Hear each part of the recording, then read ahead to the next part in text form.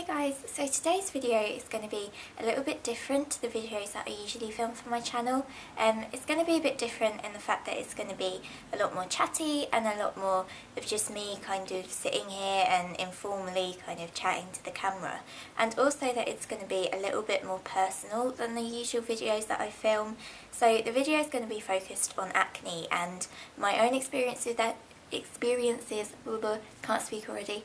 My own experiences with acne. I want to be careful that I don't try and kind of give anyone advice on how to deal with acne and things like that. I think that acne is a subject that you really can't know everything about, no matter how much research you do into it and things like that. Everyone's skin is completely different, especially those that suffer with acne and blemishes and things. I just want to kind of talk about my own experiences and maybe give some little snippets of opinion as to things that have helped me deal with acne and things that I've kind of learned, because acne was something that I was diagnosed with way back when I was kind of in my mid to early teens. I'm 20 now and I kind of feel as if I'm kind of getting over it a little bit, but it still affects me and it still affects my life, and it's something that has affected my life for many years now. So I just feel as if when I was growing up and I had acne, YouTube was like around, obviously, but if there were kind of beauty gurus and things like that, that was something that I had no idea about. None of my friends at the same time were really going through the same thing.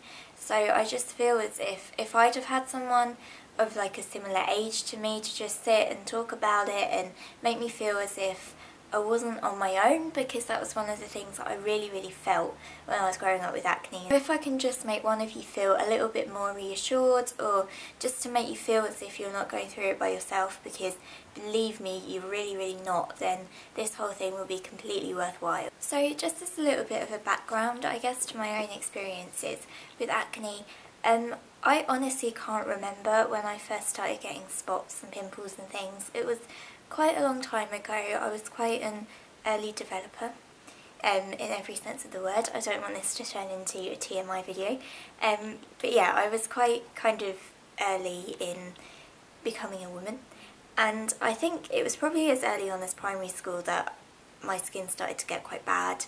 I remember actually having a really persistent little bugger of a spot here right in my cupid's bow, and that was something that was actually nicknamed my third eye in primary school. As somebody who was actually going through it, I actually found that quite amusing myself, and I don't think I was the one who came up with the nickname. Maybe I was. At the time when I was growing up in primary school, I really couldn't care less about my skin, about how it looked. I was a bit of a tomboy in primary school, if I'm honest, and I just wasn't that interested in my appearance, what boys thought of me and stuff like that. It didn't really register with me at the time, and I don't really think, I mean, I can't remember comparing myself or my skin to anyone else's anyway. I think that I was quite aware that I'd gone through a lot of changes quite early, and that I kind of assumed that everyone would catch up with me, and it was really not a big deal. The secondary school is definitely when it started to kind of become a big deal, and I became a lot more aware of it. There were obviously a lot more girls around me at secondary school, and I just begun to really compare how I looked to other people, which I think is always a really dangerous thing to do, but I think it's something that's completely natural and that you are going to do. And I really became quite embarrassed of my skin. I became quite aware that my skin was different. I didn't really understand why. It was very sore and very dry and very uncomfortable, as well as kind of just looking spotty. I think when I started high school, I just begun to care more about how I looked, and I think that that's something that, again, is probably natural as you grow up. I begun kind of worrying a bit more about what boys thought of me, which is incredibly cringy, but I did, and it became much more in the forefront of my mind. And yeah, it was kind of gradually, it became more and more of a problem. I sort of start looking in the mirror, and after a little while, that was really all I could see. I had, you know, obviously a lot of other skin around those really problematic areas, but it was kind of, I had like a particularly bad cluster of spots up here, and they wouldn't go away, and I would just look in the mirror and just stare at it for a really long time. That's all I could see, and that's all I really imagined that anyone else could see. I was really lucky growing up that nobody, at least to my face, mentioned my skin or made fun of my skin. I was never made fun of for my acne or anything like that. It was something that I'd always assumed, and I still do to a large extent assume, that people would kind of maybe mention behind my back, talk about when I wasn't there. I always thought that people would kind of be sniggering about it, and I kind of assumed that as soon as you looked at my face that would be the first thing that you noticed. That was just an assumption in my mind. So I was really lucky that nobody ever did say anything to my face, but it definitely still had a massive knock-on effect on my confidence. I was never particularly confident growing up. I'm still not a particularly confident person, even though I make YouTube videos, and it's something that, yeah, I definitely struggled with. Growing up, I did, as I'm sure loads and loads of people do, try the kind of more traditional over-the-counter treatments for my skin, from brands like Clearasil and Freedom and stuff like that. There's nothing wrong with those brands whatsoever. I know they work for a lot of people, and if they work for you then fantastic, but they just never worked for me. They kind of assume that every teenage skin type is the same, that every teenager has very oily skin, suffers with very greasy skin, and therefore the skin needs to be dried out. And that was never a problem for me. I suppose I had probably oilier skin than I do now, but not massively, and a lot of my skin was actually quite dry anyway. So using treatments and products like that just made the problem 1,000 times worse. They made my skin a lot more sore, a lot more uncomfortable. And yeah, I just wish that I'd have known then what I know now about kind of looking at your skin and really identifying your skin's type. One of the most vivid memories that I actually have from high school, my high school was very strict with makeup, and you weren't allowed to wear any makeup on your face whatsoever. I'd always use a little bit of mascara and a little bit of concealer. I didn't really see that as a massive problem, to be honest. I know that most girls did. But it got to the point where the teachers would actually carry around cleansing wipes and things, and if you got stopped in a lesson or stopped in a corridor, you had to remove your makeup pretty much in front of everyone, in front of whoever was there. Usually I'd kind of got the trick down where if I was stopped, then I would take off my eye makeup and kind of show them the wipe and say, there you go, I've taken my makeup off, happy now. And usually that would work fine, and they'd kind of let me go on my way. But I do remember in science, it was the last lesson of the day, but it was a 2-hour lesson, and I walked into the classroom and my teacher kind of said, you've got makeup on, take your makeup off. So I did my usual mascara trick, and that didn't work, and she asked me to then kind of cleanse all of my face, just so that she could see that I didn't have anything on. I remember kind of doing it, and I remember sitting there for those 2 hours just thinking, you just got to get home, you've just got to get home. And as soon as I got home that evening, I just burst into tears. Probably looking back, nobody really cared, nobody said anything to me, nobody was really staring at me. I probably assumed that they were in my head, but they probably weren't. Everyone probably had bigger fish to fry at that time than to worry about what my face looked like in that lesson. But that was a massive deal for me, and that definitely kick-started something within me, and it was the time that I thought, right, this needs to change. So I eventually plucked up the courage to go and visit a doctor, and it's something that my mum had always suggested that I do. She was obviously really supportive, and she could, I think, just see that it was definitely having an effect on me and on how I felt about myself and things. Mums always seemed to know that kind of thing. But I'd never wanted to go to the doctor. I kind of had visions of them having to really look closely at my skin, and even like a GP who I didn't know very well, and who obviously wasn't going to say, you know, oh God, look at you, and, you know, wasn't going to make fun of it and wasn't going to judge it. I kind of just couldn't deal with that. That made me feel very uncomfortable. I did eventually pluck up the courage to go, and it was nothing like I thought it would be. They were incredibly nice, but at the same time, they kind of just made me feel like it wasn't a big deal. Like, I went with no makeup on, to obviously show them my skin, and I kind of sat down and explained that I was struggling with spots and they were having a bit of an effect on how I felt about myself and things. And they didn't need to look at them, they could just obviously tell from my face. I was then diagnosed with moderate acne, which obviously there are people out there who have acne 1,000 times worse than me, so the last thing that I want to do is to sound as if, you know, I was the worst person in the world and that I was suffering really badly, because in the grand scheme of things I probably wasn't, but it was enough to have an effect on how I felt. That doctor put me on medication. I can't remember for the life of me what the medication I was put on was, and even if I could, I probably kind of wouldn't say, because I wouldn't want to kind of jinx what anyone else thinks about it and things like that. But the medication that I was put on initially didn't help me at all.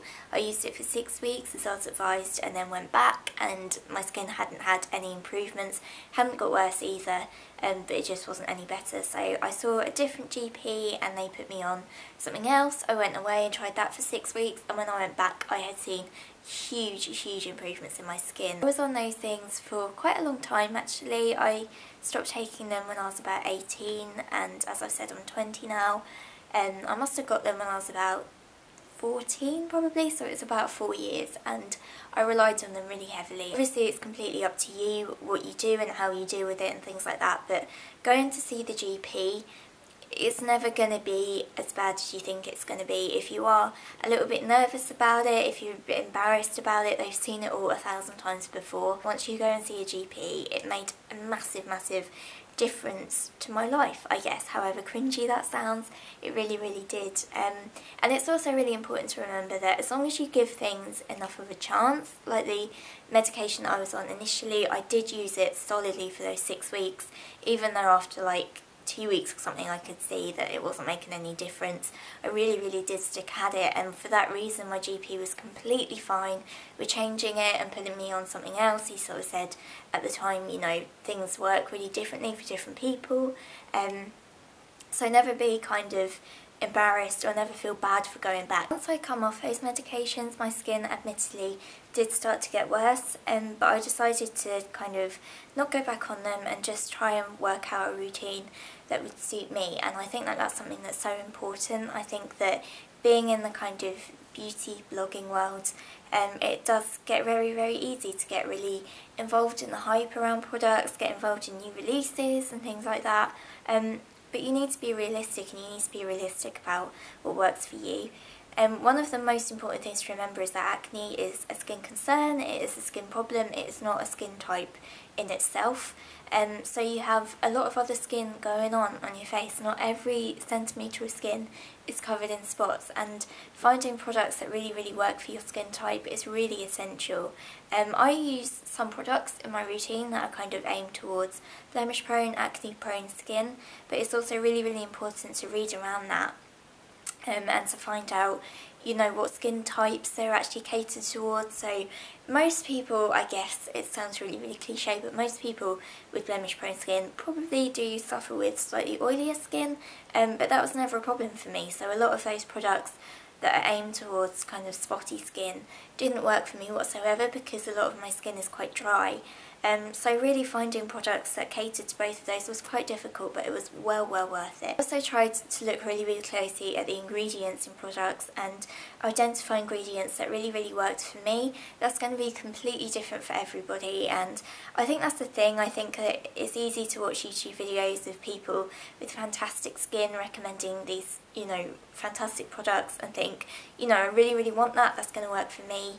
But if there's an ingredient within that that works really well for them and for their skin type, that's not necessarily going to work for you and for your skin type. So just taking that bit of extra time to really identify ingredients that work for you, and that can be something completely different. I'm not going to say that, you know, this and this are fantastic, because everybody's different. At the same time, there are ingredients that I know don't work for me, and ingredients that I know might make my skin worse, might make my skin drier, more uncomfortable and things like that. So I try and steer clear of products, even if they're really hyped up and really kind of well promoted and things like that.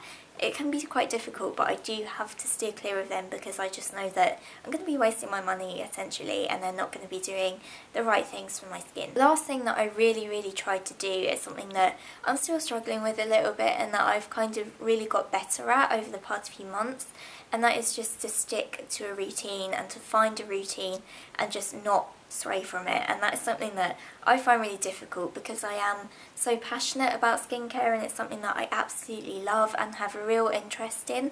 And so I do find that really hard to stop swaying and stop trying out new things. I did a skincare routine on my channel I think back in November or something, and I watched that now and I just think, oh my lord, I had about 5 different cleansers I think that I was constantly rotating and things like that, and for me and for my skin that just doesn't work. I've tried recently to be really quite strict with myself and to just focus on those products in my routine that I know work really, really well for me. And if there is something like, at the moment, eye cream, I can't find an eye cream that suits my skin very well. And so I'm sort of trying out a few different ones and trying to find one that does. But as soon as I find one that does, I really, really want to stick at it and just stick at kind of the routine that I'm in and make sure that I am using the same products every morning and every evening. And I do find that doing that has made a massive, massive difference to my skin. So that's it for today's video. I really, really hope that I've done okay, and I really, really hope that you liked it. If you did, then please, please, please comment below, because I would absolutely love to read about some of your experiences and just get a little bit of a feel about what you think for the subject. I really hope that I've done the subject justice, and yeah, I'm a little bit nervous about uploading, but we will see how it goes. So I'll speak to you guys soon.